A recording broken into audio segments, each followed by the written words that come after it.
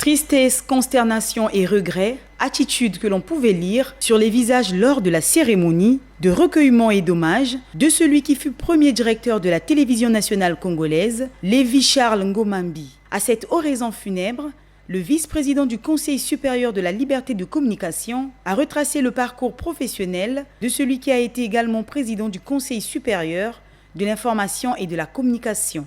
En 1961, il bénéficie d'une bourse américaine pour poursuivre jusqu'en 1963 une formation de journaliste-reporter aux États-Unis. La quête de performance va lui ouvrir les portes de l'Angleterre en 1972 pour parfaire les techniques de réalisation. Il y sort en 1976 avec un master en communication. De 1978 à 1981, il est nommé directeur de Télé Congo.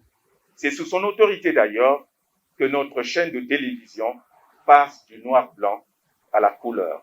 Les professionnels des médias qui ont collaboré avec l'illustre disparu gardent le souvenir d'un homme dévoué dans le travail et social. Oh, mais tellement qu'il nous encadrait, tellement qu'il était méticuleux, parce que c'est quelqu'un, lui-même étant journaliste, tu ne pouvais pas être en dehors de ce qu'il savait, hein. Tu étais obligé de t'y mettre.